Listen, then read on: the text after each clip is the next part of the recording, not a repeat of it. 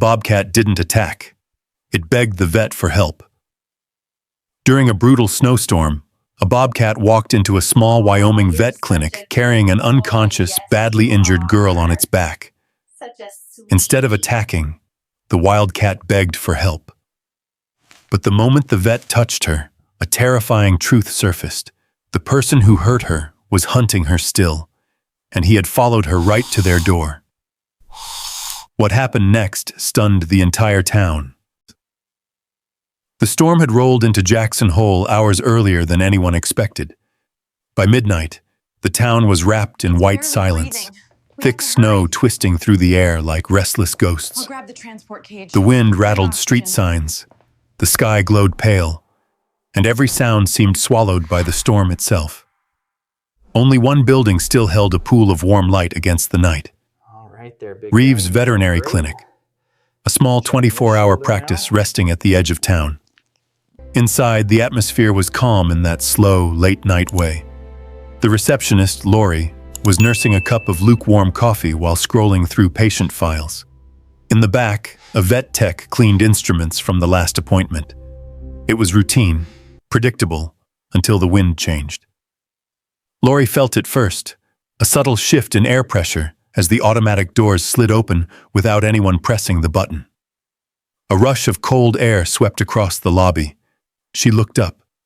At first, she saw nothing more than swirling snow and a suggestion of movement. But then a shape emerged, low to the ground, broad in the shoulders, moving with a strange combination of strength and strain. Lori blinked, convinced her eyes were playing tricks on her. A bobcat, a full-grown, muscular wild bobcat, stepped into the clinic's doorway. Her breath hitched. For a moment she didn't move, didn't even think. She simply stared at the impossible sight. The animal was drenched in snow, its coat clinging to its sides, its paws trembling with each step. Its ears were half-flattened from exhaustion and cold. But none of that was what made Lori drop her coffee. Across the bobcat's back lay a little girl, a child no older than 8 or 9, limp as a rag doll, her hair tangled and frozen with snowflakes. Her arms hung loosely on either side of the bobcat's ribs, swaying gently with each step the animal took. Her face rested against the bobcat's shoulder, pale and still. For a heartbeat, Lori forgot how to breathe. She wasn't sure which part shocked her more. The wild animal calmly walking through the automatic doors, or the unconscious child draped across its back. Behind her, the vet tech, Ryan, peeked into the lobby, his eyes widening instantly. "Oh my... Lori, do you see?" "I see it," she whispered. "I definitely see it." The bobcat stepped fully into the room, snow melting beneath its paws. It paused just inside the doorway, shoulders rising and falling with uneven breaths.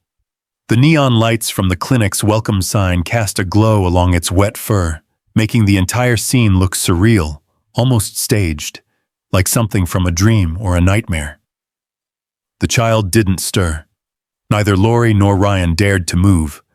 The bobcat's amber eyes flicked between them, sharp and alert despite its obvious fatigue. When Ryan instinctively took a single step forward, the bobcat released a deep, guttural sound, not a snarl of aggression, but a warning drawn from instinct. Lori froze again. The sound vibrated through the sans-façon lobby like a living thing. No one spoke. No one dared move. The bobcat adjusted its stance, carefully bracing itself to keep the girl balanced. Everything about the creature's body language said the same thing. Stay away. But beneath that fierce instinct, there was something else. Something neither of them expected. Desperation.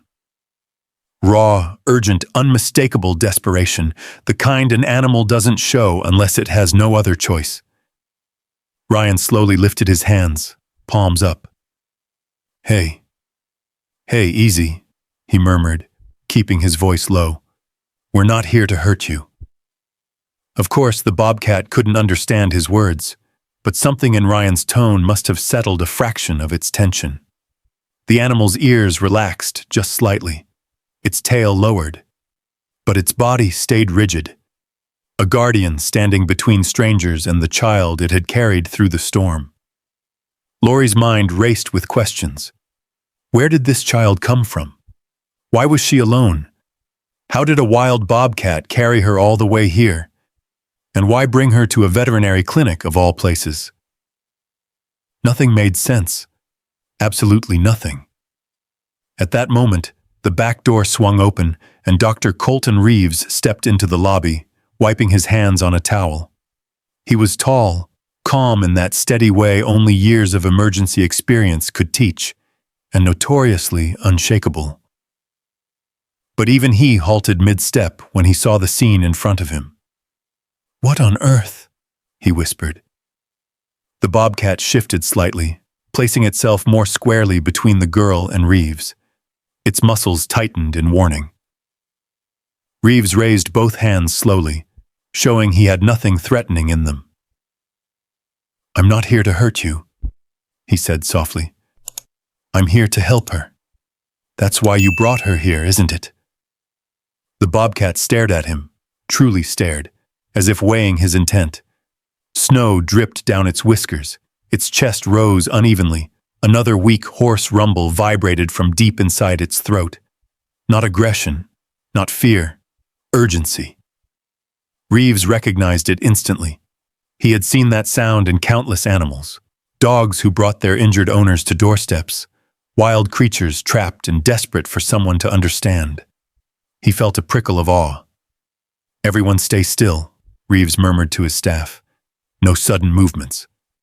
Slowly, cautiously, he took one small step forward. The bobcat's eyes narrowed, its body tensing, ready to defend the girl with whatever strength it had left. Reeves stopped immediately. "All right," he said quietly. "I'll wait." The entire room held its breath. Snow continued to melt beneath the bobcat's paws, forming small puddles that reflected the overhead lights. The storm howled outside the glass doors, but inside the clinic, there was an eerie, breathless stillness, as if time itself had paused to witness this impossible moment. Laurie whispered, "Dr. Reeves, what do we do?" He didn't answer right away. He studied the bobcat carefully. The trembling limbs, the uneven breaths, the blood, some dried, some fresh, matted around its shoulder. The child's limp body rising and falling shallowly with each inhale she managed to take. This was no accident. This was a plea. Finally, Reeves spoke, his voice quiet but firm. "We wait for the right moment. That bobcat brought her here for help. When it's ready, it'll let us take her." Outside, wind slammed against the clinic windows like fists. Inside, man, beast, and child stood suspended in a fragile triangle of fear, instinct, and hope. No one in that room knew it yet, but this was only the beginning of a story that would shake the entire town. And it all began with a bobcat stepping out of the blizzard, carrying a child no one could explain. The air inside the clinic felt strangely heavy, as though the snowstorm outside had slipped through the doors and settled across everyone's shoulders. No one dared to breathe too loudly, afraid even the smallest sound might shatter the fragile moment hanging between the bobcat and the humans who wanted so badly to help the child he carried. Dr. Colton Reeves took in every detail, the tremor running through the bobcat's legs, the way its ribs expanded in short, tired bursts, the shallow rise and fall of the little girl's chest. Something powerful thrummed beneath the silence, something that wasn't quite fear and wasn't quite trust. It was need. Pure, primal need. Reeves had seen injured wild animals before, but never one who entered a building voluntarily, especially not carrying a child. Every instinct told him the bobcat was beyond exhausted, running on its last reserves. But something deeper than instinct held it upright, a fierce protectiveness that made his breath catch. Very slowly, Reeves lowered himself into a crouch, hands still visible, voice calm and steady. "Hey there. You don't want to hurt anyone.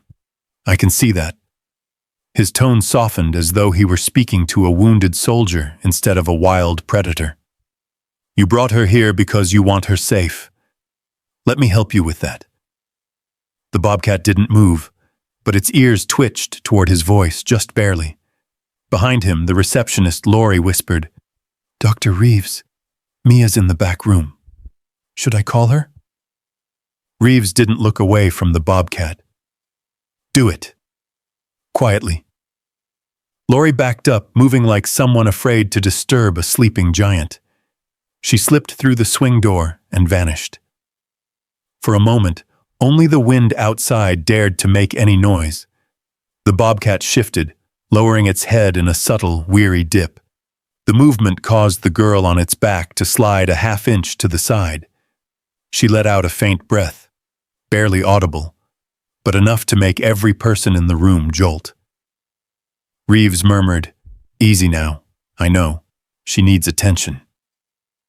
The clinic door swung open again, and Mia Parker, young, gentle-eyed, still wearing her scrubs from her veterinary classes, stepped out slowly. She paused when she saw the scene, her hand automatically covering her mouth.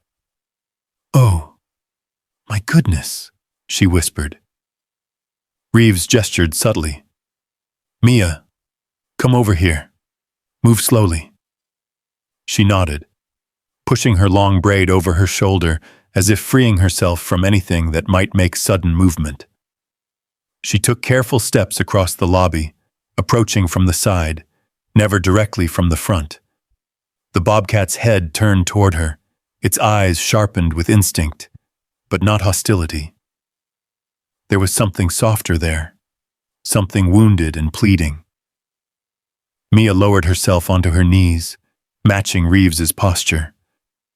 Her voice slipped into a gentle tone that seemed to come naturally to her. "Hey, sweetheart, look at you. You've been carrying her all this way, haven't you?" The bobcat blinked slowly. Mia extended one hand, palm open, moving so gradually it almost didn't look like movement at all. "It's okay," she continued quietly. "We're here now. We see her. We see you. No one's going to hurt either of you." The bobcat inhaled sharply, a low, deep rumble trembling from its chest, but there was no threat in the sound. It was weary, strained, a sound pulled from an animal pushed far beyond its limits. Reeves recognized the exact moment the bobcat's stance shifted, the subtle drop of its shoulders, the slight lowering of its head. He knew enough about behavior to understand this was not submission. It was trust. Fragile, temporary trust, but real. Mia inched closer until she could almost touch the child's dangling arm. She paused, eyes locked with the bobcat's. "May I?" she whispered. The bobcat didn't growl this time. It simply stared at her, its body trembling with exhaustion. Then, slowly, deliberately, it moved one paw back, adjusting its footing to keep the girl steady. The shift was an answer. Mia gently reached for the girl's wrist. Her fingers brushed cold skin. Too cold. She pressed lightly, searching for a pulse. "Dr. Reeves," she breathed, panic slipping into her voice. "She's barely hanging on." Reeves stepped forward, but the bobcat raised its head in warning, just enough to make him freeze again. Mia kept her voice soft. "Hey, boy. Hey. He's with me. He's helping. You're doing so good. Just stay with me a little longer." The bobcat's gaze flicked between her and Reeves. Another strained breath rattled from its throat. And then, in a movement that felt impossibly intentional for a wild animal, the bobcat lowered itself to the floor, folding its legs carefully so the girl slid gently off its back and into Mia's waiting arms. Lori gasped aloud. Ryan whispered, That can't be real." Reeves felt something tighten in his chest, a mix of awe and dread. "It's real," he said softly. This is the most real thing we're going to see all year. Mia gathered the girl into her arms, stunned by how feather-light she felt. Dr. Reeves, she's freezing. We need to move now. Reeves nodded and reached out, slowly, to support the child's head. The bobcat watched his hands like a hawk, but didn't growl this time. Instead, it let out a soft, broken sound, something between a sigh and a cry, a sound that seemed to say, "Hurry." Reeves carried the little girl toward the exam room, Mia guiding her legs. The bobcat rose to follow, though its legs buckled on the second step. Still, it kept moving, determined not to let the girl out of its sight. Lori stood back, whispering, "Oh God, look at him. He's hurt." Only then did everyone truly notice. The bobcat's left shoulder was slicked with dried blood. Its breathing was shallow, its steps uneven. Mia whispered, "This girl didn't walk here. He carried her in the middle of a blizzard." The weight of that truth settled on them like fresh snow. They reached the exam room door. Reeves pushed it open with his shoulder. Mia stepped inside with the child, hurrying to lay her on the warmed table. But the moment Reeves tried to shut the door behind them, to give the medical team space, the bobcat lunged forward, shoving its head between the frame and the door, issuing a low, trembling cry. "He won't let her out of his sight," Mia said softly. "He's terrified." Reeves exhaled slowly, fingers trembling on the door handle. "All right," he whispered. "Come in. Stay close. She's in good hands now." The bobcat staggered into the room, leaning heavily against the wall before sinking onto the floor with a thud that sent a chill through all of them. Reeves whispered, almost to himself, "You poor thing. What did you go through?" The bobcat didn't answer, of course. It simply kept its dimming eyes locked on the child, as if willing her to stay alive. It was clear to everyone watching. This animal hadn't just found her. He had chosen her, protected her, carried her, and now, he refused to let her fight alone. The storm howled outside, but inside the exam room, a deeper storm was taking shape, one that none of them were ready for. Dr. Colton Reeves quickly crossed the room, snapping on gloves while Mia adjusted the overhead lamp. The little girl lay motionless on the exam table, her lashes dusted with snowflakes that hadn't yet melted. Her skin was so pale it seemed almost translucent beneath the bright light. Even in the warmth of the room, her small frame trembled faintly, as though some part of her still felt the cold from outside. The bobcat collapsed near the door, struggling to breathe evenly, but his eyes never left the child. Reeves leaned over the girl, his voice soft but urgent. "Let's get her core temperature up. Mia, start the warming blankets. Lori, bring the portable heater. Ryan, prep the oxygen." Everyone moved with quiet panic, their steps quick but careful. There was no time to waste, not with the girl's breaths shallow enough to frighten even a veteran emergency doctor. Mia carefully spread the warmed blankets over the girl's body. As she tucked the edges around the child's fragile shoulders, she noticed something that made her chest tighten. Finger-shaped bruises around the girl's wrist. They weren't fresh, not all of them. Some had faded to a greenish yellow, others were newer. All of them told the same story. This wasn't a simple accident. Someone had held this child hard enough to leave marks. Mia swallowed, trying not to let her fear seep into her voice. "Dr. Reeves, her wrists." Reeves followed her gaze.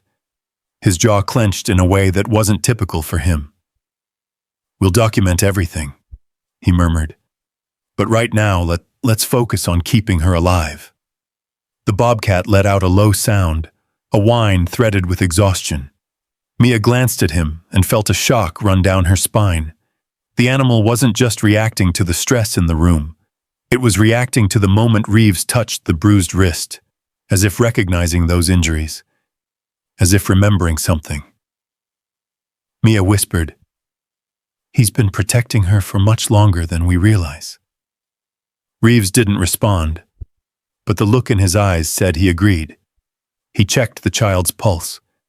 It fluttered faintly, far too weak. She's severely dehydrated. We need an IV. Mia, find a good vein. But she's so cold, Mia murmured. Her veins might collapse. Do your best, Reeves replied, trying to keep his voice steady. We don't have time. As Mia prepared the IV, the bobcat shifted slightly on the floor, his claws scraping weakly against the tile. Ryan stepped forward to help adjust the girl's arm, but the moment he was too quickly, the bobcat's head snapped up. A guttural rumble filled the room. Ryan froze mid-step. Back up, Reeves said immediately. Slowly. Ryan did, hands raised. I wasn't going to hurt her. But the bobcat didn't understand words. He understood movement, intention, emotion. And right now, he saw only the fear that had surrounded this girl for who knows how long. Mia turned toward the bobcat. Hey, look at me, she whispered gently. Her voice slipped into the same soft cadence she'd used earlier. No one will harm her. You brought her here to keep her safe, remember? Let us help her. It was astonishing how the bobcat responded. His ears eased. His muscles relaxed inch by inch. The rumble quieted. The wild animal trusted her more than anyone else in the room. Mia turned back to the girl and found a vein near the child's elbow. With steady hands, she inserted the needle. The IV began dripping. Reeves exhaled with relief. Good. That'll buy us some time. He brushed a bit of snowmelt from the girl's forehead. We need to warm her from the inside, too. She's dangerously hypothermic. The girl's eyelids fluttered faintly.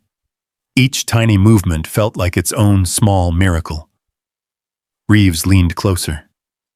Sweetheart, can you hear me? No response, but her fingers twitched against the blanket. That's something, Mia whispered. Reeves nodded. Yes, something. Lori re-entered with the portable heater, but when she plugged it in, the soft hum startled the bobcat again. He tried to rise, legs trembling, but collapsed before he could stand. The sound he made then, barely a breath, barely a whine, hit Mia harder than anything so far. He's hurting, she said softly. Reeves followed her gaze. We'll get to him, but the girl comes first. Mia nodded, though the weight of those words stung her heart. The girl's temperature began to rise slowly, too slowly. Reeves checked her vitals again. She's stabilizing, but she's still on the edge. What she needs now is rest, warmth, and time. Mia gently brushed a strand of hair from the girl's cheek. We don't even know her name. The bobcat let out a quiet sound, almost as if he did. Reeves stood up, stretching his stiff back. We'll call the sheriff's office soon. For now, we keep her alive until we can learn her story. Mia nodded, though her gaze drifted back to the bobcat. The animal watched her and Reeves with a kind of exhausted alertness, eyes wide, unblinking, fixed. When the girl's breathing steadied a bit more, Reeves finally turned toward the bobcat. All right, big guy, he murmured. Your turn. The bobcat did not move. His chest rose and fell rapidly, legs drawn close under him as though he were trying to stay upright through sheer force of will. Mia stepped toward him slowly. Easy, she whispered. You're safe now. She knelt beside him, carefully examining the matted fur on his shoulder. When her fingers brushed a wet patch, she realized it wasn't melted snow. It was blood. A lot of it. Dried, sticky, and dark. Oh no, she whispered. Dr. Reeves, he's hurt badly. Reeves joined her, examining the wound more closely. He sucked in a breath. He must have been injured before he even found her. Mia looked up at him, fear rising in her voice. And he still carried her through a blizzard. Reeves nodded slowly. This animal didn't just stumble into her. He protected her, fought for her, brought her here. The bobcat shifted, eyes half-lidded with pain and exhaustion. But even now, he looked toward the child before anything else. Mia felt tears prick her eyes. He's not going to last long if we don't help him. Reeves sighed heavily. Let's get him sedated so we can treat him. But if he reacts, he trusts me, Mia said firmly. Reeves studied her for a long moment, then nodded. Then you're the one who'll have to do it. Mia prepared a sedative, just enough to allow them to examine him safely, and approached the bobcat with slow, steady movements. She whispered to him, soothing him with soft words he couldn't understand, but clearly felt. The bobcat's breathing slowed just enough for her to inject the sedative. His body relaxed, not in fear, not in surrender, in relief. The last thing he saw before closing his eyes was the girl, alive, warm, no longer alone. Outside, the wind slammed against the clinic once more. Inside, 2 lives now hung in the balance. 1 child with no name, 1 bobcat who refused to abandon her. And the night was far from over. The exam room had quieted for the moment, though the tension in the air still felt as sharp as the cold wind beating against the windows. The little girl lay beneath layers of warming blankets, her breathing steadier now, though still shallow.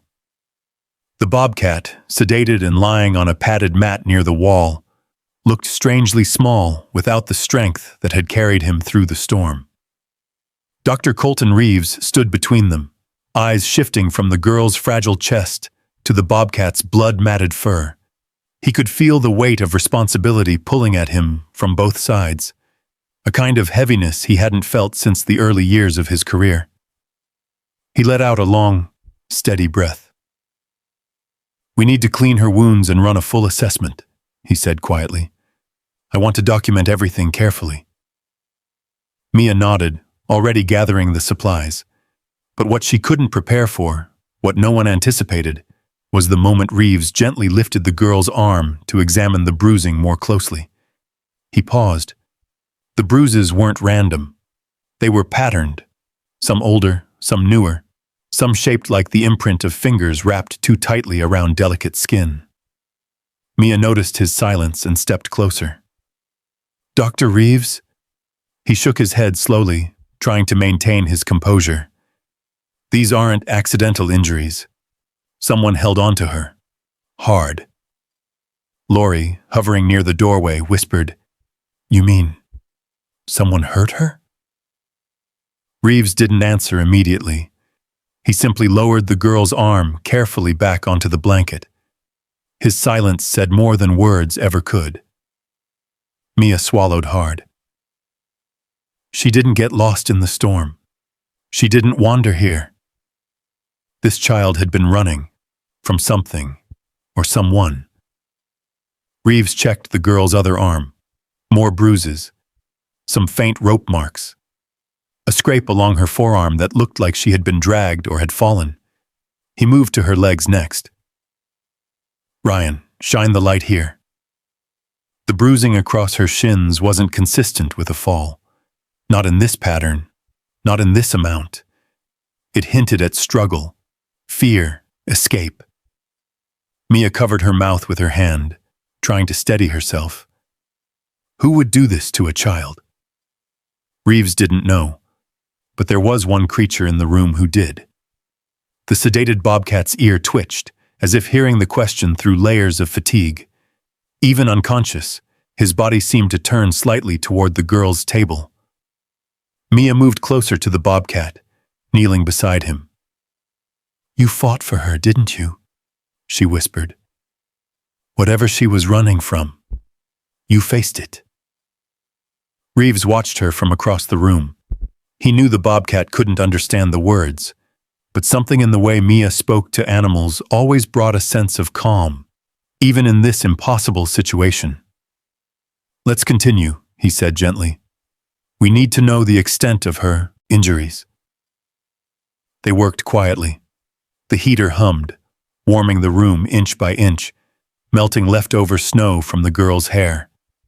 Steam lifted from her skin as warmth slowly seeped back into her small body. Her eyelashes fluttered once, barely, but it was enough to make Mia lean forward with hope. "Sweetheart, can you hear me?" There was no answer. The girl drifted back into unconsciousness. Reeves finished examining her torso when he suddenly stiffened. "Mia, look." Across the girl's ribs were marks, irregular, uneven, too widespread to be caused by a single incident. They weren't graphic, but their meaning was unmistakable. Mia's voice cracked. "Someone kept her restrained." Reeves nodded slowly, his face stern with a mix of anger and sorrow. "We need to call Sheriff Briggs sooner rather than later." But before he could say more, a faint sound filled the room. A low, weak growl. Both Mia and Reeves turned toward the bobcat. His sedation hadn't worn off, not fully, but he was stirring, a ripple of tension spreading through his muscles. Ryan stepped back instinctively. He shouldn't be waking up this soon. "He's not waking up," Reeves replied softly. "He's reacting." "To what?" Lori asked. Reeves didn't answer because he didn't know. But Mia had a different instinct. She stood up, moved toward the bobcat, and watched the direction of his gaze. He wasn't looking at the lights. He wasn't looking at the people. He was looking at the door. The hair on Mia's arms rose. "Something's out there." A moment later, the overhead light flickered as a cold gust rattled the front windows, but the storm couldn't have caused the sound that followed. Soft, barely a disturbance, but enough to trigger the bobcat's instincts through sedation. A shuffle. A footstep. Very faint. Reeves narrowed his eyes. "Did someone come in?" "No," Lori whispered. "The front doors didn't open." "Then who—" Before he finished, the girl on the table gasped sharply, just for a second, and her fingers clenched the blanket. Mia rushed to her side. "Sweetheart, it's okay. You're safe. You're safe here." But the child wasn't fully awake. She was caught in the grip of a nightmare. Her lips moved, but only one word came out, trembling and fragile. "No, don't." Reeves exchanged a look with Mia. That single word held real fear, fear no child should know. "We have to call the sheriff," Reeves said. "Now." As Lori pulled out her phone and began dialing, a sudden thud echoed faintly from the hallway outside. Not loud, more like something brushing against the wall or stumbling in the dark. Reeves turned toward the door. "Is someone out there?" No one moved. No one answered. Only the bobcat reacted. His ear flicked again, and a low rumble built in his throat despite the sedative still weighing him down. It was the same sound he had given when protecting the child, a sound of recognition and warning. Mia whispered, "He knows whatever that is." Reeves approached the door slowly, cracked it open, and peered into the hallway. It was dimly lit, empty, but the cold air drifting in told him someone had opened an exterior door not long ago. He shut the door and locked it. "Something's not right." Mia nodded, clutching the girl's hand gently. "Whoever hurt her, what if they followed her? What if they're looking for her now?" Reeves didn't want to voice the possibility, but it settled over the room like a weight. The girl was injured. The bobcat was injured. Both had arrived together in the middle of a snowstorm. It was no coincidence. Outside, wind howled across the parking lot, slamming powdery snow against the glass. Inside, fear tightened its grip around the clinic. Ryan stepped closer to the exam table, but Mia blocked him instinctively, remembering how the bobcat had reacted earlier. "It's okay," she said quietly. "He won't hurt you." but we need to move slowly. Reeves placed a hand on the bobcat's shoulder, assessing the wound. This puncture is deep. If we don't treat it soon, infection will set in. The bobcat breathed weakly, the sedation tugging him downward. But even now, he pushed his body toward the girl's table, as if trying to stay close. He's still protecting her, Mia whispered, even when he's barely conscious. Reeves nodded softly. Whatever happened out there, it bound them together in a way we don't understand yet. The girl shifted in her sleep again, a faint whimper escaping her throat. Her fingers curled like she was reaching for something, or someone. The bobcat responded instantly, a weak rumble vibrating from his chest. Mia felt emotion swell in her throat. He's her guardian. Reeves rested his hands on the table, his voice low, and someone out there wanted to separate them. Lori re-entered, nervous and pale. Sheriff Briggs is on her way. She said to keep the girl secured and not let anyone in or out. Reeves nodded. Good. But in the back of his mind, a chilling realization was forming. If someone had harmed this child, if someone had chased her into the forest, if someone had been close enough for the bobcat to react through sedation, then that person might still be out there, watching, waiting. The storm raged outside, but the storm inside the clinic was only just beginning. Every person in the room felt that strange pressure in the air, like the building itself was holding its breath. The heaters hummed steadily, warming the exam room, yet a chill still lingered, the kind that had nothing to do with temperature. Mia stood near the little girl, checking her vitals again, while Dr. Colton Reeves examined the sedated bobcat's shoulder wound with quiet intensity. But it was the girl's boots, small, battered, soaked with melted snow, that first drew Mia's attention as she crouched beside the table. A coppery, earthy smell rose from them, unmistakable to anyone who lived near Jackson Hole. Red clay. Not the type found near the town, not the muddy brown mix around residential areas. This was the deep, iron-rich red earth from the upper trails of Bridger-Teton National Forest, a place miles from any road, especially in a blizzard. Mia's breath caught. Dr. Reeves. He didn't look up immediately. What is it? She lifted one of the boots gently. The soil.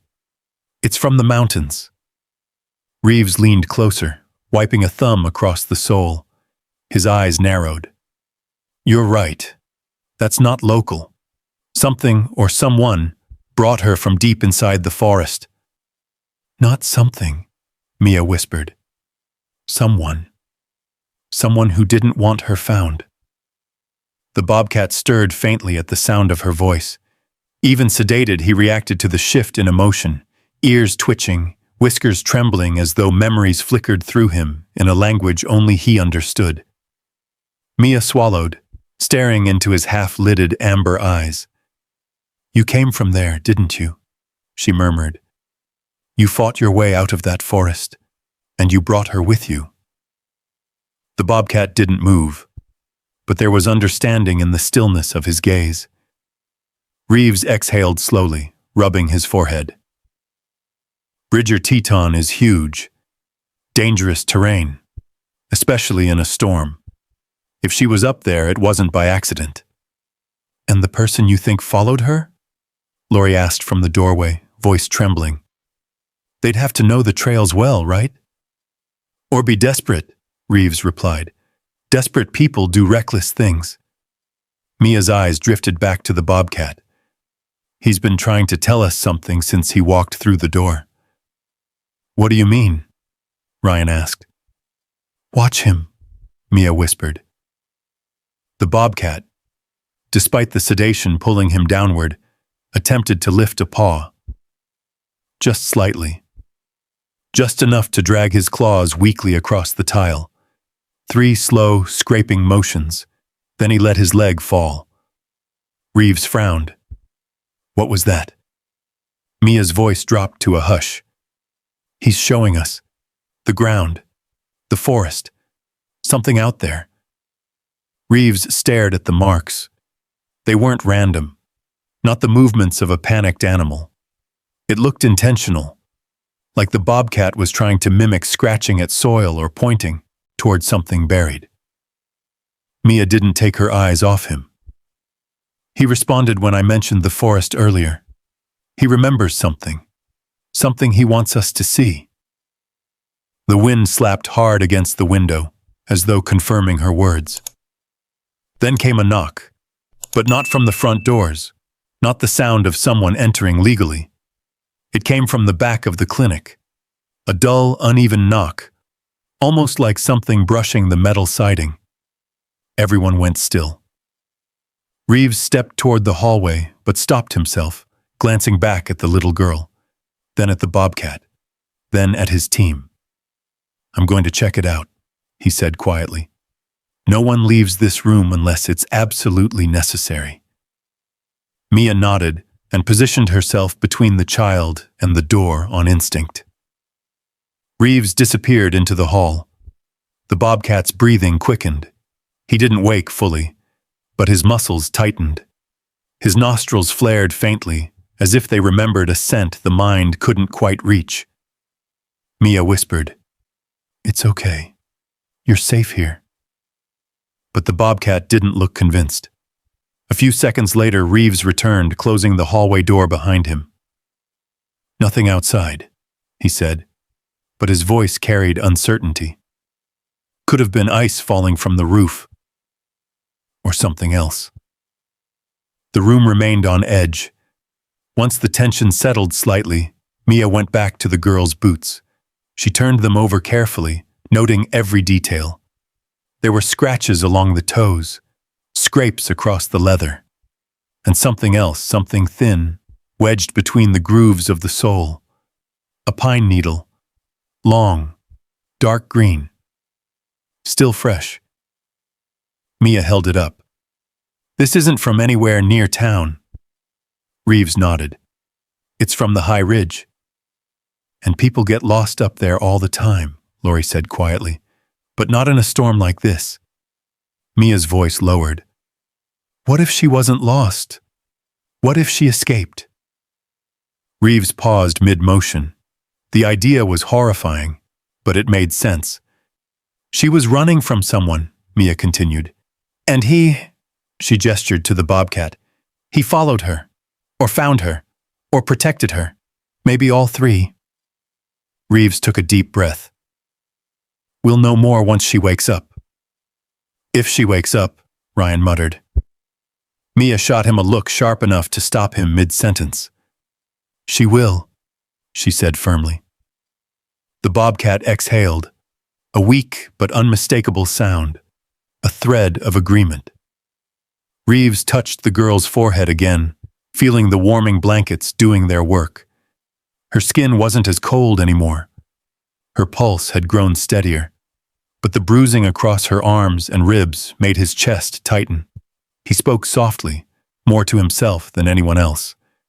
"Some injuries are from days ago, some from tonight." "Tonight?" Mia echoed. Reeves nodded. "Look here." He pointed to a thin scrape along the girl's side. "This one's fresh, less than a few hours old." Mia shuddered. She must have fallen while running. The bobcat reacted again. Another shift of his paw, another faint scrape of claws along the tile. He remembered the fall, the struggle, the chase. Reeves watched him closely. This animal knows what happened to her. He saw it. Mia nodded slowly. He lived it. Just then, the girl murmured something faint, too soft to understand. Her head turned slightly, as if searching for something familiar. A name? A face? Or the warm fur she'd clung to in the dark? Mia leaned over her. "Sweetheart, it's okay. You're safe now." The child didn't wake, but her small fingers curled as though gripping a memory. Reeves exhaled heavily.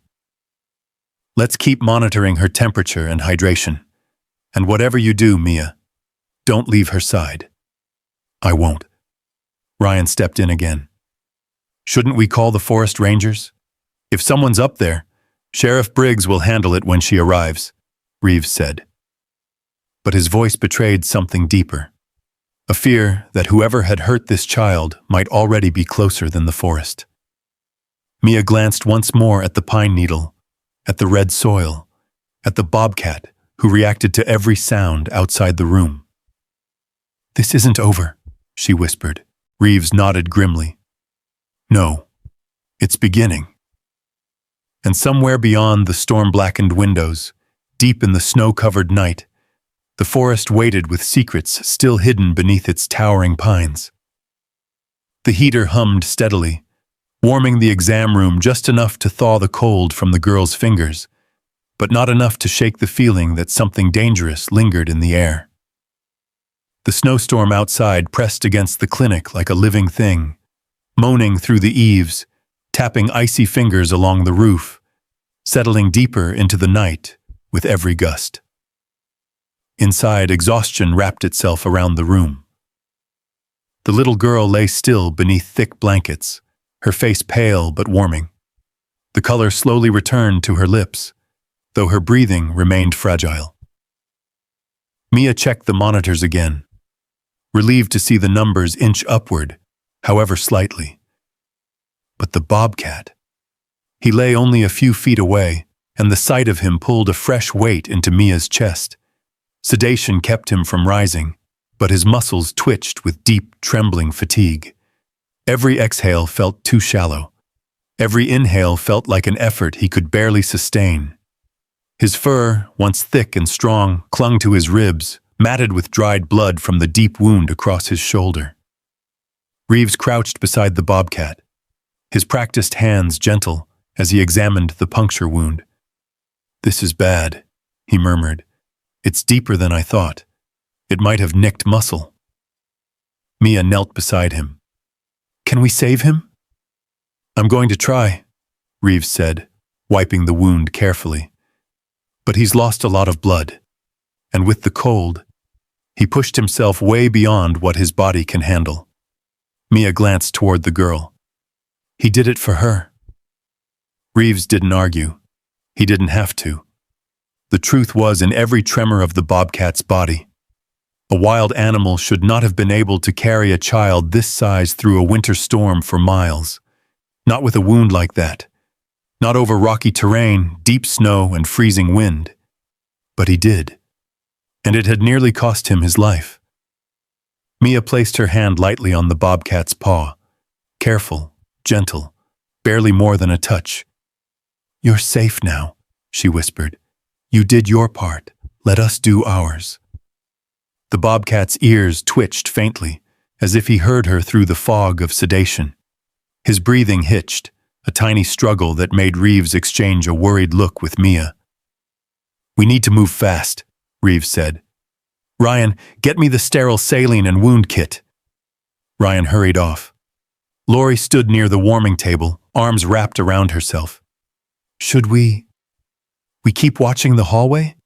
In case whoever—" "Yes," Reeves said sharply, then softened his tone. "Yes, stay alert. Sheriff Briggs better get here soon." As Lori moved to the door, Reeves returned his attention to the bobcat. He carefully pressed a gauze pad around the wound. Even sedated, the bobcat winced, a weak rumble building in his chest. "It's okay," Reeves murmured. "I'm sorry. I know it hurts." The rumble quieted. Mia looked at Reeves. "Do you think this injury came from the same person who hurt the girl?"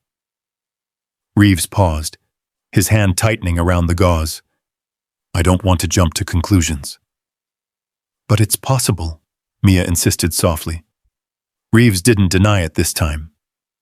"It's possible," he sighed heavily. "If this bobcat got between her and someone trying to take her, this wound could be a result of that." Mia's heart twisted. "He fought for her." Reeves nodded. "And he kept fighting long after he should have collapsed." The bobcat stirred again, forcing his paw across the tile in a weak attempt to rise. His claws scraped softly, barely a whisper, but the sound was so full of determination that Mia felt her throat tighten. "Hey, no," she whispered, placing a gentle hand on his side. "You don't have to stand. She's okay. She's right here." But the bobcat didn't understand. Instinct insisted he stay upright, stay alert, stay near the child he'd protected through the dark woods. He tried again to lift his head.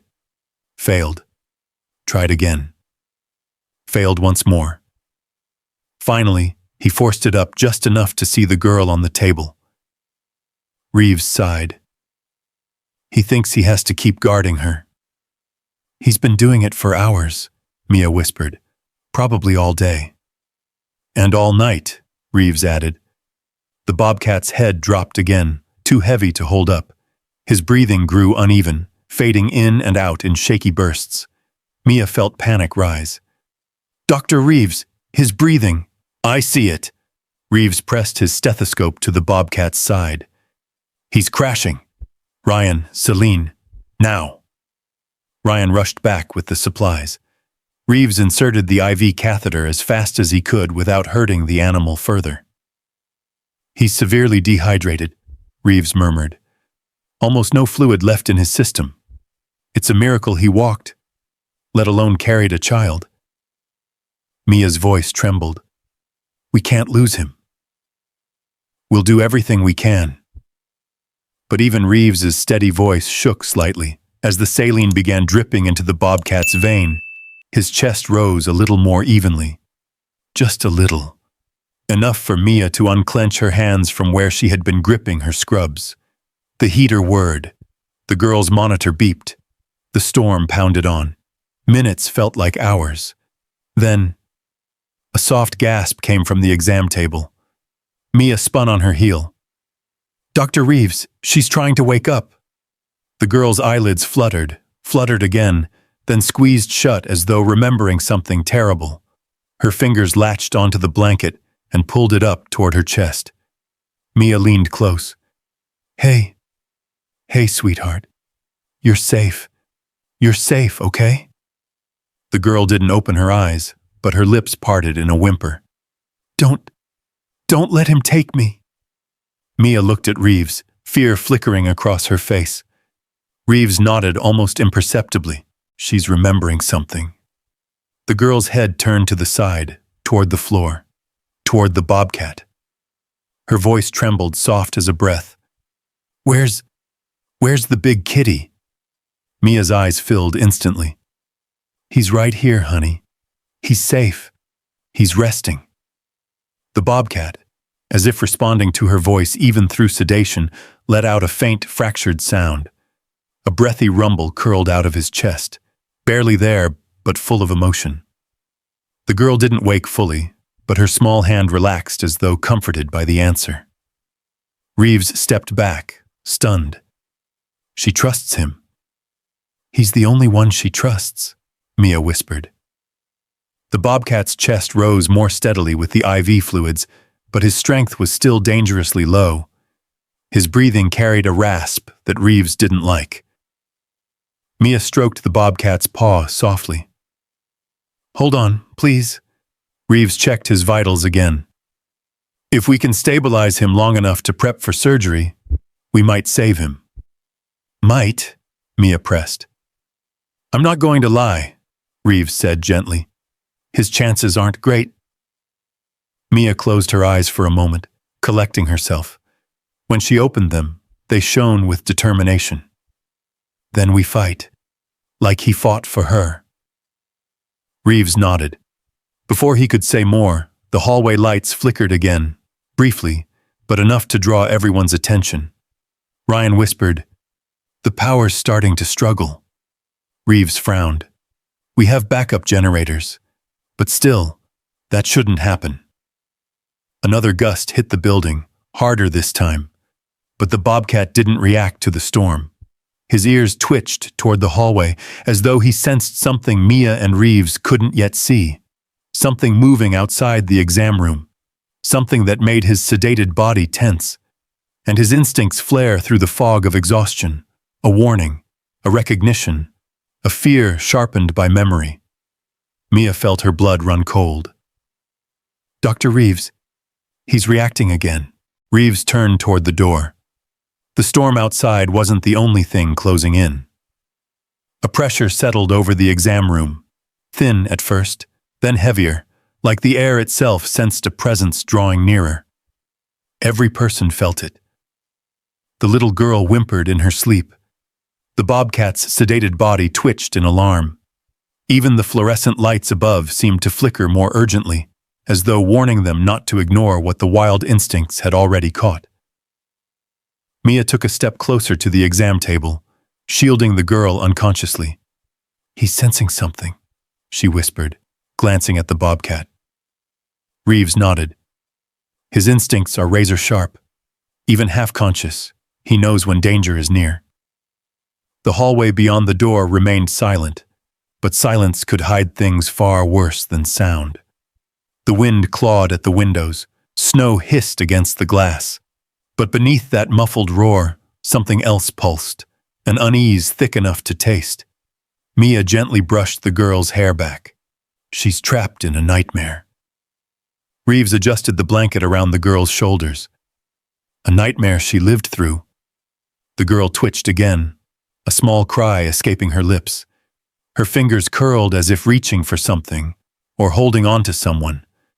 Suddenly, her eyes shot open, not fully, not with awareness, but that terrified, half-conscious state where memory and reality blend into the same shadow. "Don't," she breathed. "Don't let him find me." Mia leaned down, voice gentle as a whisper. "He can't reach you here. You're safe. You're not out there anymore." The girl's gaze darted, panicked, unfocused, toward the corner of the room where the shadows pooled near the floor. Her breathing quickened. He was coming back." The bobcat let out a hoarse sound, despite the sedative, a low rumble that vibrated through the tile. It wasn't a warning this time. It was a memory. Mia felt the shift in the room, the way the tension threaded itself through every heartbeat. "Dr. Reeves, she's remembering something." Reeves nodded slowly. "Let it come. It may tell us what happened." The heater hummed. The storm groaned. And the girl's trembling voice broke open the truth. "It was dark," she whispered, eyes unfocused. "Dark and cold. I ran so fast."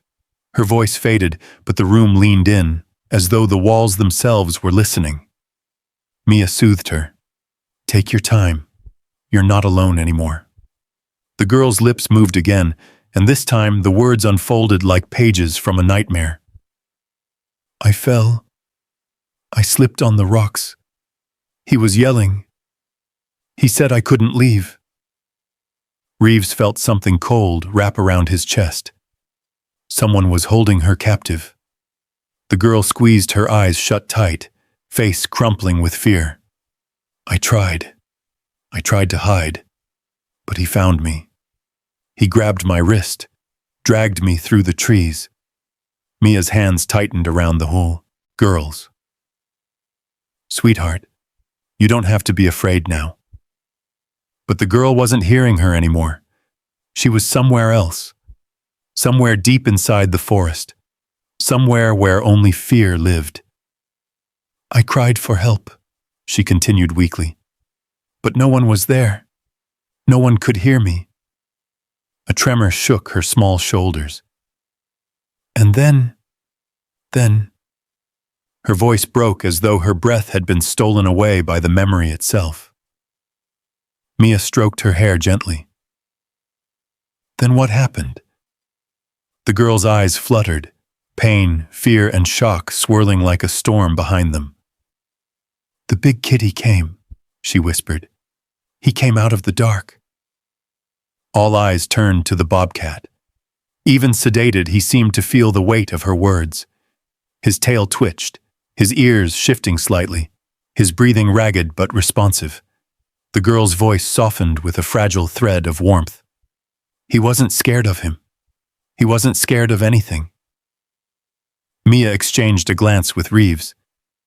She's talking about the bobcat. Reeves breathed out slowly. He found her. The girl's next words came in a rush, shaky and barely audible. He got between us. He growled so loud. The man tried to grab me, but the kitty jumped. They fought. They both fell. And then... Her voice broke completely. She pressed her face into Mia's hand, as though trying to hide from the memory. Mia whispered, "It's all right. You're not there anymore." The girl didn't respond. Her voice drifted, fading into a fragile whisper. "I held on to his fur. He told me to stay quiet, not with words. But he did. I knew he did." Reeves stared at the bobcat, this wild creature lying broken on the floor, fighting unconsciousness so he could keep doing the one thing he understood: protect the child. "The bobcat risked his life for her," Reeves murmured. "More than once." Mia nodded. "He didn't find her by accident. He saved her." The girl took a shallow breath, her voice trembling with exhaustion and relief. "He didn't leave me, not even when I fell again. He pushed his head under me, made me climb on him. He carried me." Her words drifted into silence, her eyelids growing heavy again. The nightmare loosened its grip, letting her slip back into a safer unconsciousness. Mia wiped her eyes. How could a wild animal understand she needed help? Reeves stared at the bobcat, the rise and fall of his weakened chest, the dried blood on his fur, the signs of a battle he had no reason to fight, except compassion. "Animals sometimes see what people ignore," Reeves said quietly. He must have sensed she was in danger, and when no one else was there to help, he became her protector. The room fell silent again, holding the weight of the story they had just heard. But the storm wasn't done speaking. A sudden bang echoed against the clinic's exterior wall. Not the gentle thud of ice, not the shift of wind. A sharper sound, a deliberate impact. The bobcat reacted instantly, his body jerking despite the sedation, a guttural rumble escaping him.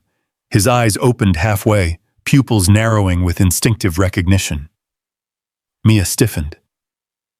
"Dr. Reeves, he knows that sound." Reeves moved toward the exam room door. "Stay with her. Don't let anyone in." The girl stirred, whispering through sleep. "He's coming." Mia shivered. "Who, sweetheart? Who's coming?" But the girl slipped fully unconscious before she could answer. The bobcat forced out another weak growl, scraping his claws against the tile. Not random, not confusion. A warning, a memory, a fear he had carried from the forest to the clinic. Mia whispered, "Dr. Reeves, the person who hurt her. Could they have followed her?" Reeves's expression hardened, jaw tightening. They could.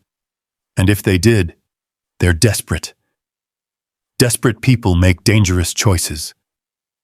Another thud from outside. This one closer. The storm outside roared louder, swirling snow against the windows. But the danger pressing in felt far more human, and far more willing to step out of the shadows. The girl's final whisper before slipping into deeper unconsciousness echoed in Mia's ears like a prophecy. "Don't let him take me." Mia instinctively moved between the child and the door. The bobcat, sedated but battling the fog of medication, tried again to rise. He failed, but he didn't stop trying. His loyalty pushed him beyond what his body could handle, because even now, he feared the danger creeping toward them from the storm-darkened world outside. Reeves checked the lock on the door one more time. The storm wasn't the threat now, someone else was. And the night was far from done revealing its horrors. For a long moment, no one in the exam room moved. Even the machines seemed to quiet themselves, as if the clinic had become aware of its own heartbeat. Slow, tense, waiting. The storm outside slammed against the siding again, but this time, every person felt it differently. Not as weather, not as wind, as cover, as camouflage for something, or someone, out there in the darkness. Reeves stood by the door, hand still on the lock, staring at the small glass window that looked into the hallway. There was nothing visible beyond it, just dim light and the sterile white of tiles. But that was the thing about fear. You didn't need to see danger for it to feel close. Mia stayed firmly between the girl and the door, one hand resting over the child's small fingers. The girl didn't wake, but her breathing grew shallow again, as though some silent echo of memory was brushing against her mind. And the bobcat, even sedated, he sensed more than anyone else. His breathing sharpened. His claws flexed weakly against the tile. His muscles tensed in a way that wasn't random or unconscious. It was recognition. Instinct. A wild warning born from a world where life and danger were separated by seconds. Ryan finally broke the silence. "Should we barricade the doors or something?" Reeves shook his head. "Not unless we know who or what is out there. Sheriff Briggs is on her way." But he didn't say what they all felt. What if Briggs was too far? What if whoever hurt this girl was already at their door? Before he could say more, a sharp crack echoed through the building, a sound that seemed to come from the back entrance. A metal-on-metal jolt, like someone bumping into a dumpster or a doorframe while trying not to be seen. Lori flinched. That was outside. Close. Reeves motioned for everyone to stay quiet. He moved silently through the room, stopping beside the bobcat. The animal's eyes fluttered open halfway, pupils narrowing at the sound. Mia knelt beside him. "Hey, it's okay. You're still here. You're safe." But the bobcat wasn't listening. Not to her voice, not to the storm. He was listening to the world outside the walls. His ears twitched toward the hallway, toward the loading door at the rear of the clinic, toward whatever approached. Reeves took a slow breath. "I need to check the security feed."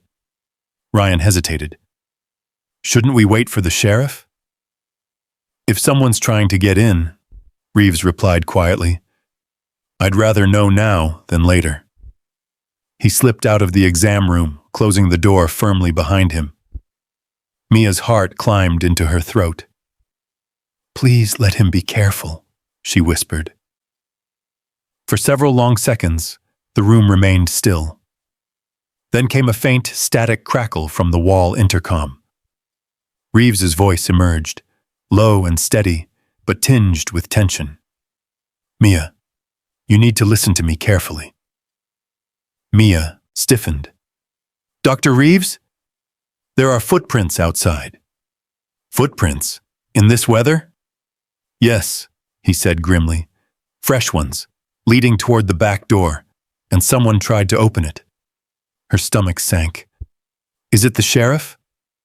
"No," Reeves said. "The prints are too small to be hers, and too hurried.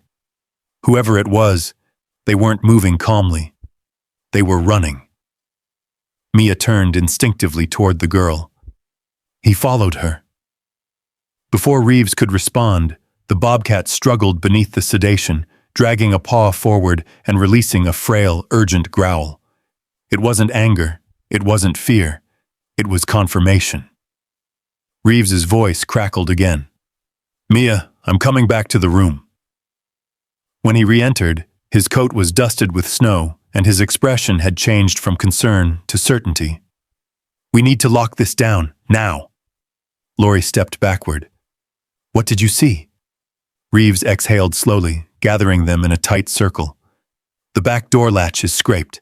Someone tried to pry it open. And around the dumpster, I found a torn piece of fabric, dark green, the same color as the remnants stuck to her bootlaces." Mia felt the air leave her chest. He's here. The man she escaped from.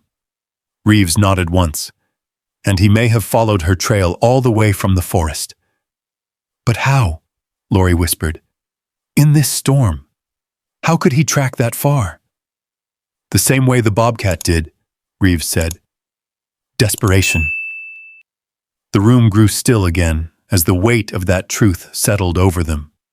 Then, unexpectedly, the girl stirred. Her head turned slightly, her brow tightening as though she sensed more than she could understand. Her lips parted.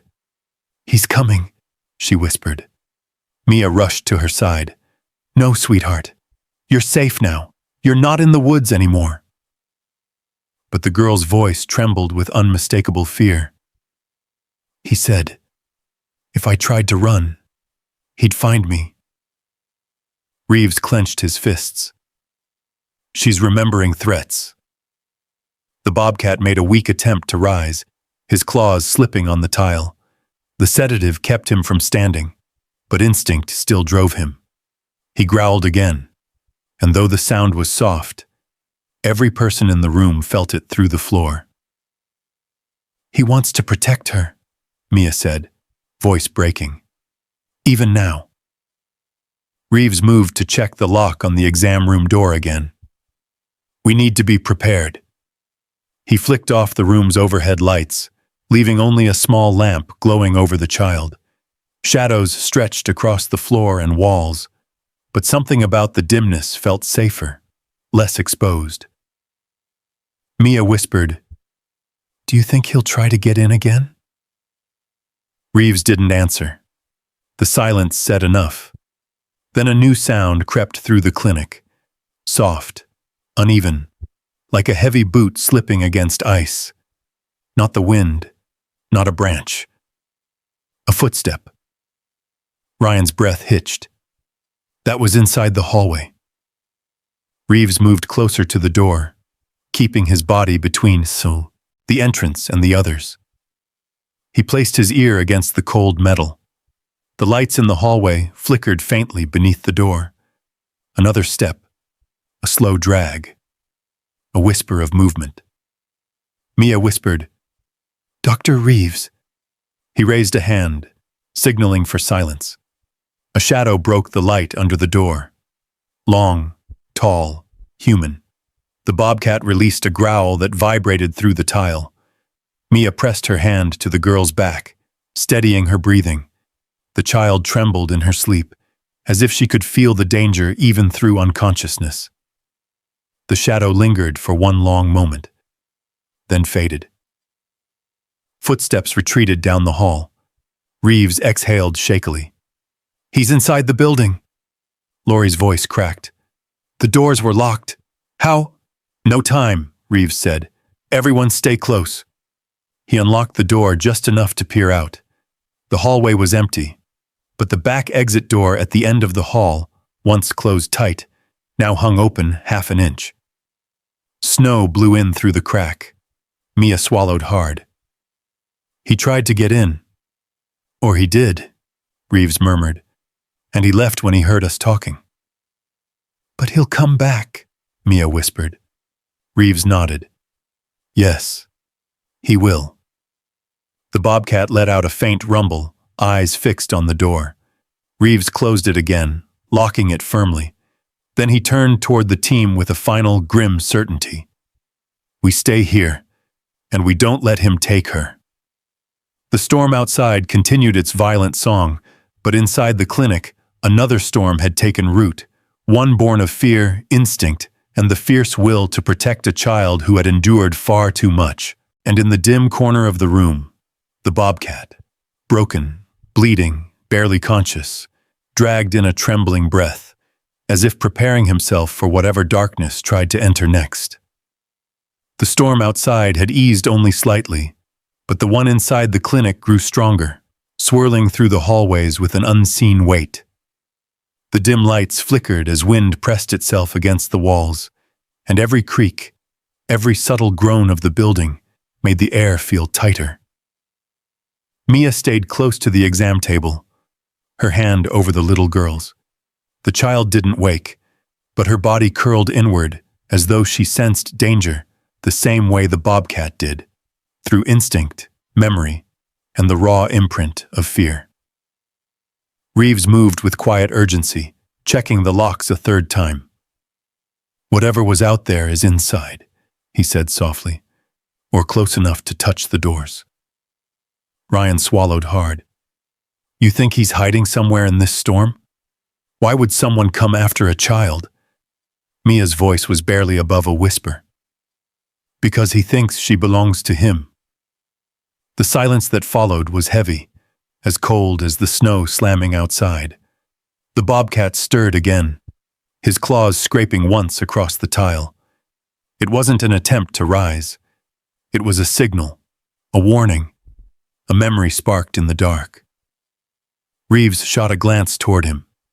"He's trying to tell us something." Mia knelt beside the bobcat. "What is it, boy? What did you see?" The bobcat didn't have the strength to lift his head, but his ears turned sharply toward the hallway, pinpointing something the humans couldn't see. Reeves moved toward the door again. "Stay here with her. I'm going to take a quick look. I won't go far." "Please be careful," Mia said, gripping the girl's hand tighter. Reeves stepped into the hallway. The door clicked shut softly behind him. The hallway lights buzzed faintly when he passed under them. The storm's power fluctuations had made them tremble unpredictably, leaving sections of the hall in uneasy shadows. Snow crept inside through the crack of the emergency exit door at the end, melting into small puddles. Reeves approached slowly, heart pounding in a rhythm that matched the storm's howl.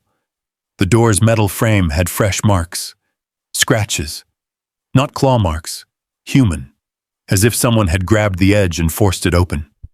He crouched, brushing the melted snow aside. Beneath it, a muddy print pressed sharply into the tile. Not a boot tread, not a shoe. Something thinner, flatter, like someone running in worn-down soles. The kind that leave slippery trails. Trails like the ones he saw earlier outside. He leaned closer, and then he saw it. A streak of reddish-brown mud smear across the threshold. Mud the same color Mia had found on the girl's boots. Red soil from deep inside Bridger Teton. Reeves whispered, "He was here." A thud sounded somewhere deeper in the building. Maybe a vent shifting. Maybe something else. The lights flickered again.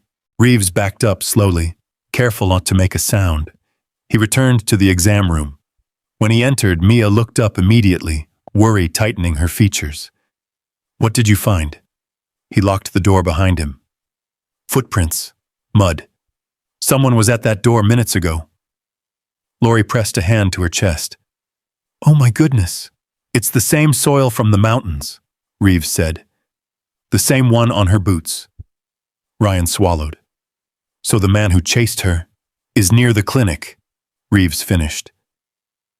Before panic could settle, another sound cut through the tension. Not a bang, not a knock, a voice, faint, muffled, almost lost in the storm, but still human. Mia felt her blood run cold. "Did you hear that?" They all went still. Silence stretched, too long, too heavy. Then it came again. A man's voice somewhere outside the building carried faintly through the wind. "Where are you? Come on out!" Mia instinctively wrapped her arm around the little girl. "No," she whispered. "No." Reeves moved toward the small exam room window. The glass was fogged from the warmth inside and the bitter cold outside. He wiped a clear circle with his sleeve, peering into the parking lot. Snow whipped across the asphalt. The streetlights glowed dully through the storm. Shadows stretched between the parked cars, and then he saw movement. A figure moving between the drifting snow and the far corner of the lot. Not close enough to see clearly, but close enough to notice. Close enough to fear. Reeves dropped the blinds immediately. "Someone's out there!" The bobcat growled weakly, his body trembling from the sedative. Even in his broken state, he struggled to rise, driven by instinct older than anything human. Mia hurried to his side. "You can't get up, you're hurt." But the bobcat didn't listen. He dug his claws to the tile, dragging his body forward inch by inch. It was painful to watch. His muscles quivered, breathing ragged, but he refused to remain still while danger crept closer to the child he had fought for. Mia gently pressed her hand to his shoulder. "You don't have to do this alone." The bobcat stopped, his head drooping, but his eyes stayed fixed on the exam room door. Reeves turned back to the group. "We're calling Sheriff Briggs again. She needs to get here now." Lori was already dialing. Her hands trembled. "Please pick up. Please." The storm interfered with the signal. Static. Static. Then, "Briggs." Lori exhaled with relief. "Sheriff, you need to get here. Someone is outside the clinic.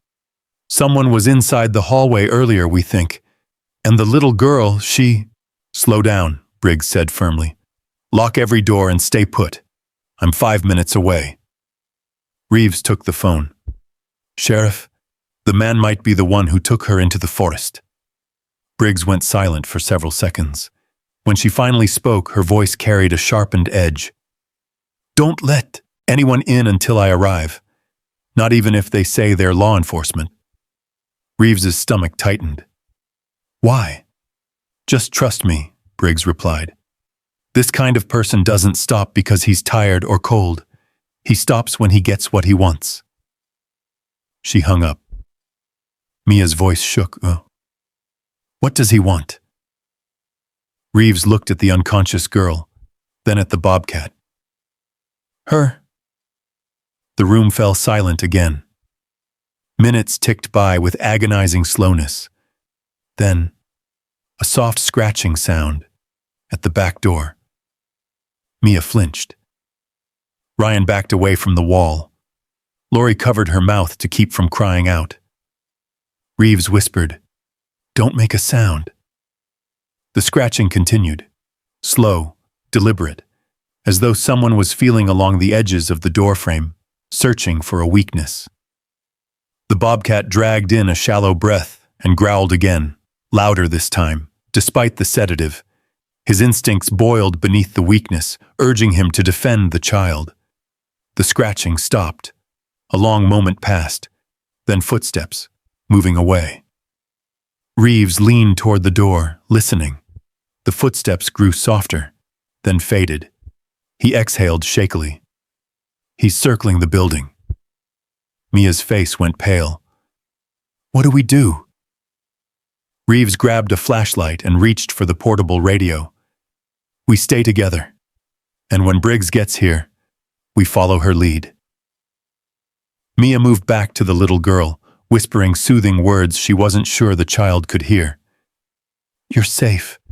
You're not going back there. I promise." The girl stirred faintly, her voice a barely audible whisper. "He's close." Mia held her tighter. "But he won't reach you again." A car engine approached through the storm, steady, strong, official. Headlights cut through the swirling snow. Sheriff Briggs's cruiser. Reeves whispered, "She's here." But the bobcat reacted first.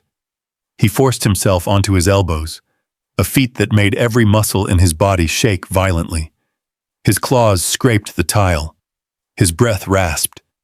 His entire body looked like it could collapse any second.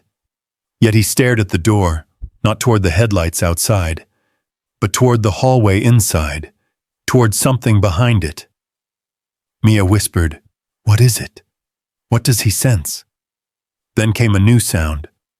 From inside the clinic, a floorboard creaking, not the storm, not the sheriff, someone already in the building, and they weren't trying to leave. They were waiting, and they were close. The bobcat, half broken and fighting through sedation, bared his teeth in a sound so low and pained it felt like the echo of a battle he refused to lose. Mia clutched the girl. Reeves tightened his grip on the flashlight. The storm outside had been terrifying, But the thing in the hallway, it was worse. For a moment, the entire clinic felt like it had fallen into complete silence. The kind of silence that doesn't come from peace, but from fear holding everything still. The storm outside howled and hammered at the building, but in the hallway beyond the exam room door, something quieter, heavier, and far more unsettling lingered. The Bobcat raised his head an inch off the floor, a movement that seemed to cost him more strength than he had left. His pupils narrowed to slits. His tail twitched once, weakly. Every ounce of instinct inside him screamed that the danger was no longer outside, no longer circling the building, no longer stalking in the storm. It was here. Inside. Mia placed herself between the exam table and the door without even thinking, her heart pounding so hard she felt it in her throat. She gently covered the little girl's ears and whispered, "You're safe. Don't be afraid. You're safe with us." But the child trembled anyway, even in unconsciousness, her body reacting to a threat she didn't need to see, to recognize. Reeves stepped forward, gripping the flashlight like he wasn't sure if he meant to use it as a light source or a weapon. Not that he could confront someone alone, but fear had a way of convincing people they had to stand guard. Ryan pressed himself against the counter, pale as the snow outside. Lori moved closer to the heater, as though warmth could protect her from whatever was creeping toward them. Another creak. Closer this time. Slow. Deliberate. Inside. Reeves swallowed. "Nobody move. Stay quiet." But then, before the next step could come, red and blue lights splashed across the clinic windows. A car door slammed. Boots crunched through snow. Sheriff Nora Briggs's voice cut through the storm like a blade. "Jackson Hole Sheriff's Office! Dr. Reeves, it's Nora! Open up!" Reeves lunged for the exam room door, yanked it open just wide enough to peer out. "Sheriff, someone's inside!" Briggs moved fast, hand on her radio, her other hand lifting her flashlight to scan the hall. Snow whipped inside as she pushed through the front entrance, leaving a trail of footprints that melted into puddles. She took one look at Reeves's face, and the look in her eyes sharpened. "Get everyone in one place. Don't let them scatter. Stay behind me." Reeves led her back into the exam room. Mia exhaled shakily, relief mixing with lingering fear. But the Bobcat, he didn't relax. His ears stayed trained on the open doorway behind Briggs, his gaze fixed on something none of them could see. Briggs entered the room and shut the door halfway behind her. "Okay, who's where? What's going on?" Reeves gave her a quick rundown. The Bobcat arriving with the wounded girl, the strange noises, the footprints outside, the open rear door that had been pried, the shadow in the hall. Briggs absorbed all of it without interrupting, the severity on her face deepening with each detail. "Where's the girl?" she asked finally. Mia stepped aside so Briggs could see the small figure on the table. The sheriff's breath caught. "Dear God, she's just a child." Reeves nodded. "We need to transfer her to the hospital. She's stable but weak." "And the Bobcat?" Briggs asked. "He's not going to survive without surgery," Reeves replied. "He's losing strength fast." Briggs knelt beside the Bobcat, keeping her movements small and slow. "He's in bad shape." "He saved her," Mia whispered. "He carried her through the woods." Briggs studied the animal with new depth in her eyes. "I've seen canine dogs with that kind of spirit. Rare, and always for a reason." Before anyone could respond, a sudden noise echoed down the hallway. A storage room door slamming shut. Lori gasped. Ryan jumped. Mia instinctively shielded the girl again. The Bobcat's claws pressed weakly into the tile. Briggs straightened. "Stay here. Lock the door behind me. Do not open it again until you hear my voice." Reeves grabbed the doorknob, Be careful." Briggs gave a small nod, then disappeared into the hallway, leaving the exam room in a tense silence once more. As soon as the door clicked shut, the little girl stirred. Her eyelids fluttered. Her voice was barely audible. He's still here." Mia leaned forward.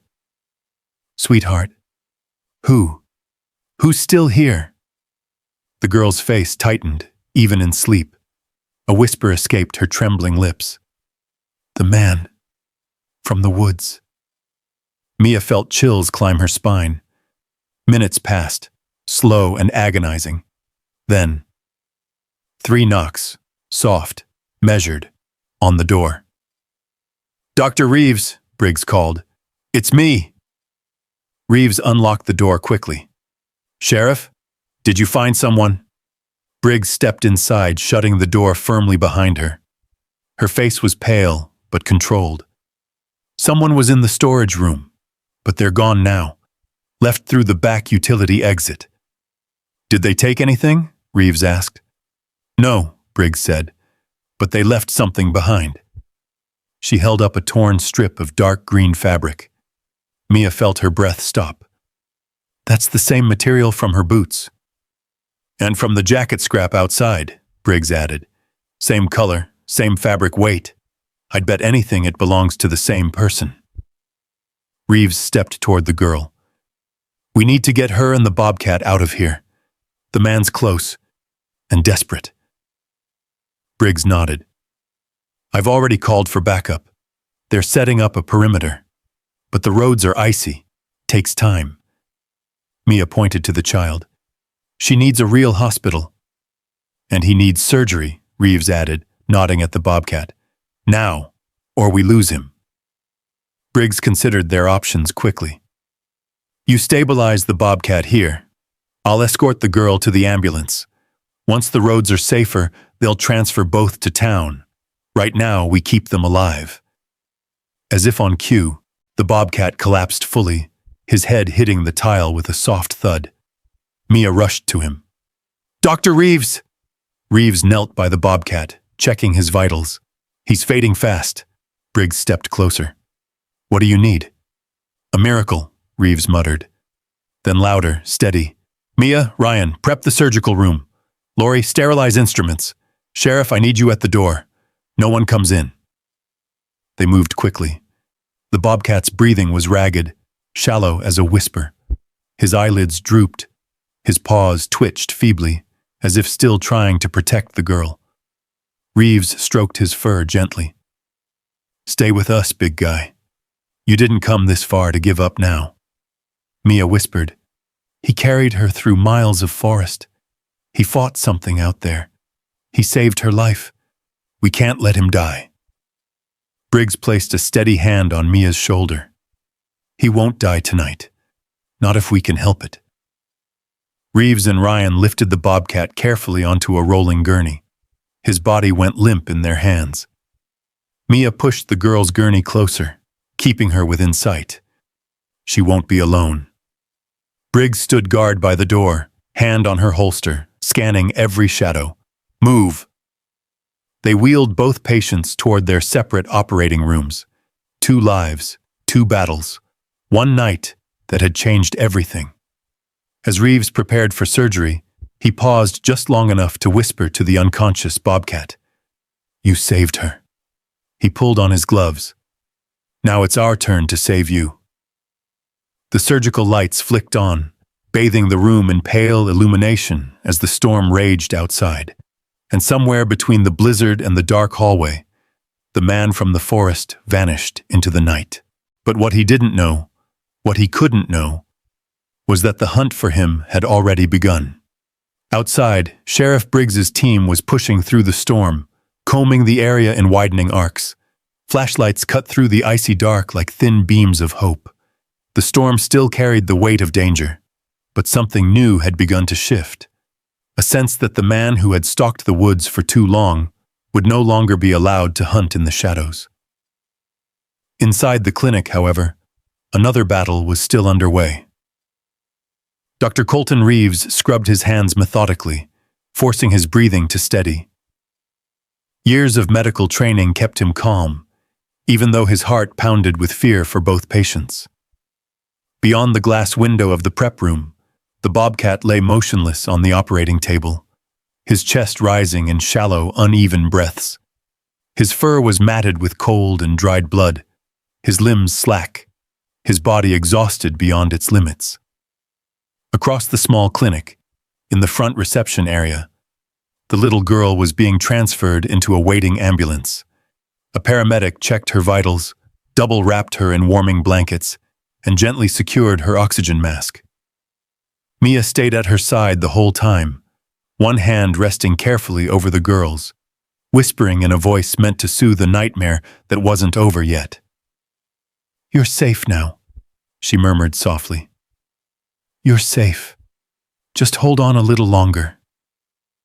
The child didn't answer, but her tiny fingers twitched beneath Mia's. Sheriff Briggs stood guard at the front door, watching the swirling snow, hand on her radio as she made sure the area remained secure. Every gust of wind rattling the glass made her shoulders tense. She knew their suspect was desperate enough to cling to the one thing he controlled: fear. But this child had escaped him, and that escape had started a chain of events he could no longer stop. "Ambulance is ready," the paramedic called quietly to Mia. "We'll take her slow on the roads, but we've got her." Mia nodded. "I'll follow right behind you." But just as the paramedics began to wheel the girl toward the door, something happened. The girl stirred again. Her eyelids fluttered. She murmured a single word. "Cat." Mia leaned close. "Sweetheart, what did you say?" The girl's lips parted again, voice trembling with exhaustion and fear and longing. "Cat. The cat." Mia glanced toward the surgical hallway. She meant him, the Bobcat. Mia brushed the girl's forehead. "He's right here in the clinic. Dr. Reeves is helping him. He's fighting hard, just like you." A faint breath escaped the girl, almost a sigh. Then her eyes closed again, but her fingers didn't let go of Mia's hand. Briggs stepped forward. "Let's get her moving. She needs that hospital care." Mia reluctantly released the girl's hand as the paramedics guided the stretcher out the door and through the storm toward the ambulance. The siren stayed off to avoid, startling the child, only the soothing hum of the engine filling the cold air. But inside the clinic, the other half of the story was just reaching its turning point. Reeves slipped into the operating room, where Ryan had already prepped the equipment. The Bobcat lay beneath a warming unit, small patches of fur shaved away to expose the injury sites. His eyes were half closed, unfocused, as though he was drifting between the world of instinct and the world of survival. Reeves approached him slowly, speaking in a calm, low voice. "You brought her to us. You got her out. You did your part. Now we're going to do ours, so don't quit on me." The Bobcat didn't move, but a faint flutter in his whiskers told Reeves he was still listening. "Ryan," Reeves said, pulling on his gloves. "Vitals?" "Heart rate's weak but holding," Ryan replied. "Not much time." Reeves exhaled. "Let's begin." For several minutes, the only sounds in the room were the hum of the heater, the beep of monitors, and the steady rhythm of Reeves's breathing. His hands moved with deliberate precision, careful not to cause unnecessary pain, careful not to push the Bobcat's failing strength any further than needed. Mia entered quietly, staying just outside the sterile boundary. "Ambulance is taking her now," she said softly. "She asked for him." Reeves didn't look up. "Then I've got even more reason to keep him alive." Mia watched from the doorway, arms folded around herself as though trying to hold her worry in place. "Is he going to make it?" Reeves didn't answer right away. He focused on stabilizing internal bleeding, clearing debris, assessing what could be repaired. Finally, he spoke in a whisper. "If he gives me something to work with." If he keeps fighting, he has a chance. As though he understood, the bobcat took in a strained, shuddering breath. His claws flexed weakly. His ear twitched. Mia stepped closer, her voice gentle and warm. She's alive because of you. You carried her through miles of cold. You didn't quit on her. Don't quit now. A small tremor passed through the bobcat's muscles. One last surge of will. That's it, Reeves murmured. Stay with us. He worked for another 15 minutes, repairing damage, stopping blood loss, restoring steady function to what had been pushed too far by exhaustion and cold. Ryan, he said finally, give him a little more fluids, then prepare to close. Ryan nodded. Yes, sir. Mia held her breath. This was the turning point, the moment when life either began to crawl back or slipped quietly away. The monitors beeped softly, each tone a fragile thread. The bobcat's chest rose, fell, rose again. Slightly stronger this time. Reeves finally leaned back, exhaustion in his shoulders, relief slipping into his voice. He's holding. He's really holding. Mia pressed her hand to her mouth, tears stinging her eyes. He made it, Reeves nodded. He made it. But as quickly as relief washed through them, another worry replaced it. Now, Reeves said softly, we get him awake. It was almost an hour later when the bobcat's eyelids fluttered. He blinked once, then again, as though pulling himself back from a deep, dark place. Mia crouched beside his recovery bed. Hey, look at you. You did it. You're safe. The bobcat didn't lift his head. His muscles were too weak. But his eyes searched the room, looking for someone. She's alive, Mia whispered. The girl. She made it through the surgery. She's safe. The bobcat's breathing eased, so faintly it might have been imagination. But then his paw shifted, claw tips scraping the blanket, trying to stand, trying to reach her. Mia touched his shoulder gently. You can't walk yet, but she'll see you soon, I promise. Reeves entered, wiping his hands. Good news? Mia nodded. He's awake. Reeves checked his vitals. He'll recover, but slowly. He used every ounce of strength he had in the forest. And in here. The bobcat blinked heavily, fighting sleep, fighting distance, fighting the instinct that told him he still needed to protect her. But Mia leaned close again, her voice low and steady. She's asking for you. The bobcat's tail twitched, an almost invisible sign of recognition. Then his eyes closed, not in defeat, but in trust, in relief, in the kind of peace only found after surviving something no living creature should have faced alone. He's going to live, Reeves said softly. Mia brushed the bobcat's head gently. And she's going to live because of him. Reeves nodded toward the hallway, where faint morning light had begun to seep through the blinds. Go see her, he said. I'll stay with him. Mia hesitated, glancing at the bobcat. Will he be okay?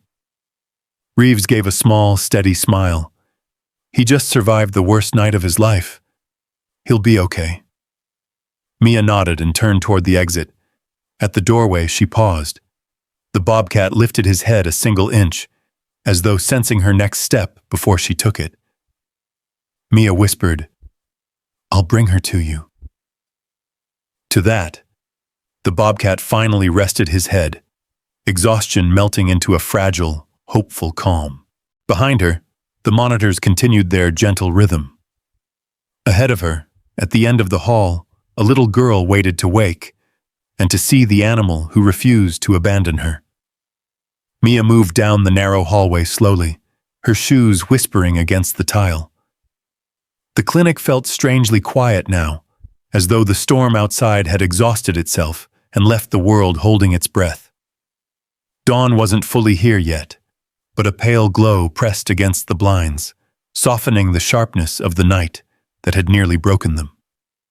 She reached the small recovery room where the girl had been placed before transport.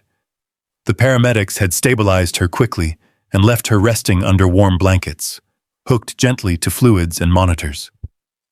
She looked impossibly small in the large hospital cot, her hair tangled, a faint bruise on her cheek catching the early morning light.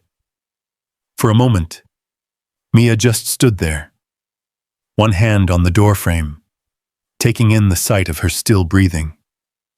She could feel her chest tightening with the kind of relief that didn't come in a burst, but in slow waves, overwhelming and quiet all at once. "You're safe now," Mia whispered, even though the child was still unconscious. "You're safe." He made sure of it.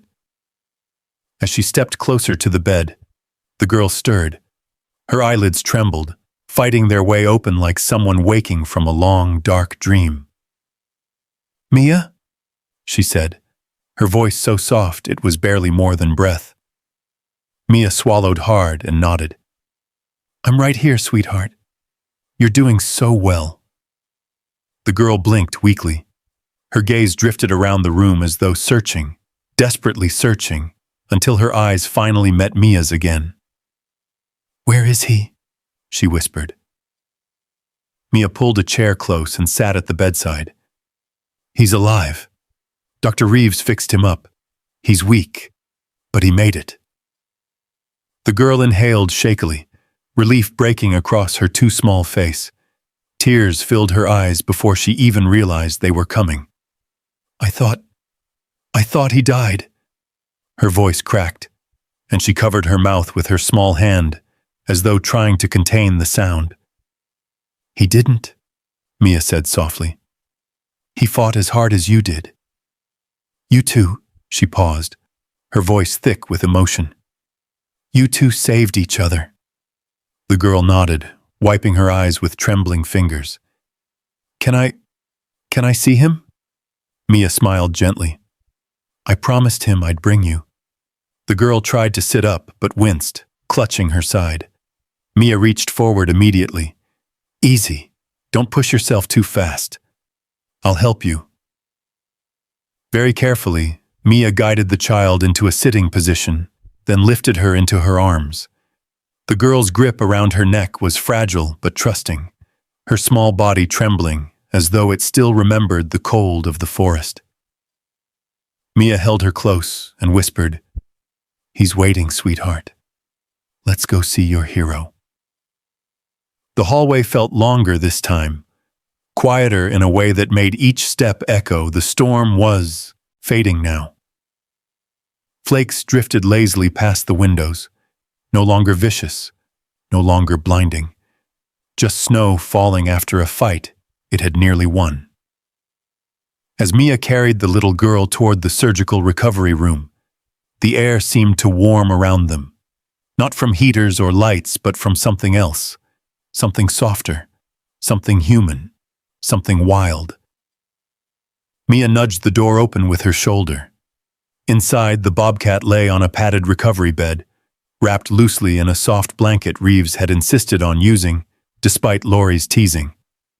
His chest rose and fell slowly, still fragile. His eyes were half closed, but when he heard the hinges creak, his ears twitched. Mia whispered, "Someone's here to see you." The Bobcat blinked, fighting his exhaustion to focus on the doorway. The girl lifted her head from Mia's shoulder. When her eyes met the Bobcat's, her lips parted. "Hi," she breathed. The Bobcat let out a soft, broken chuff, barely a sound at all, but enough to make Reeves, standing near the counter, freeze mid-step. Mia lowered the girl gently beside the Bobcat's bed. The girl reached out a trembling hand. The Bobcat, with every ounce of strength he had left, lifted his head an inch and pressed it into her palm. The room went silent. Reeves turned away for a moment, pretending to inspect instruments. Lori sniffed quietly against the counter. Even Ryan, who had never been especially emotional, rubbed his nose on his sleeve and coughed as though something in the room had irritated him. But Mia, she couldn't look away from the small miracle happening in front of her. The girl leaned forward, placing her forehead against the Bobcat's.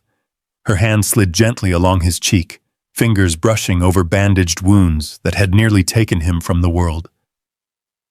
"You came back for me," she whispered. The Bobcat closed his eyes in a slow, peaceful blink.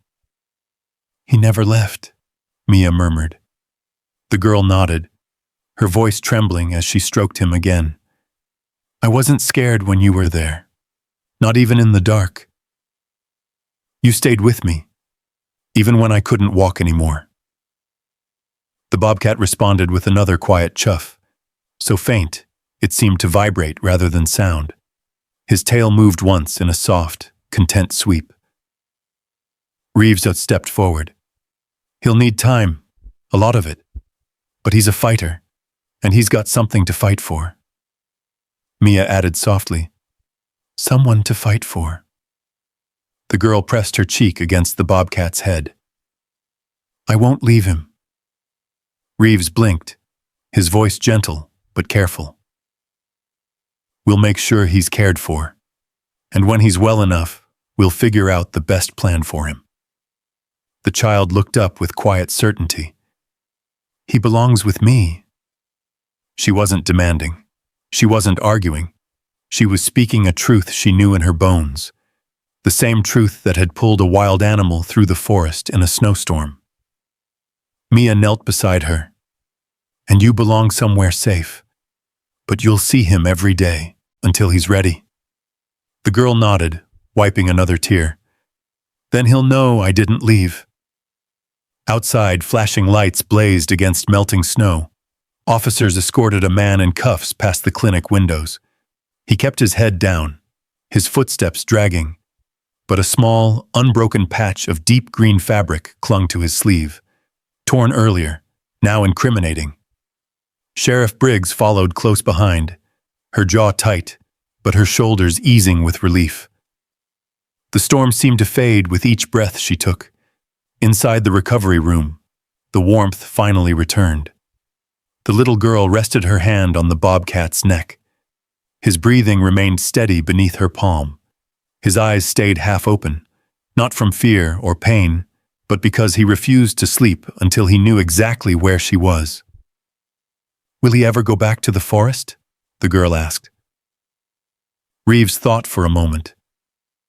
"When he's ready, he might, but he'll come back to see you every day until then." The girl smiled faintly. "He always comes back." Mia squeezed her small shoulder. "Some bonds don't break." The girl leaned her head against the Bobcat's side. He responded by nudging her gently with the top of his head. Even in weakness, still protective. The morning light widened, warming the room in soft gold. The storm was over. Winter was quiet now. The Bobcat exhaled slowly, safely. The girl closed her eyes, finally unafraid. Two survivors, one wild, one wounded, finding warmth after the coldest night of their lives. And as the sun pushed through the last remnants of snow, the light washed over them both, turning their silhouettes into one quiet, unforgettable promise. The darkness couldn't touch them anymore. If this story touched your heart even a little, I'd love to hear from you. Sometimes the simplest comments say the most, so just drop a 1 in the comments if you were rooting for the Bobcat, or a 0 if the little girl stole your heart first. Your voice helps these stories live on, and it truly means more than you know.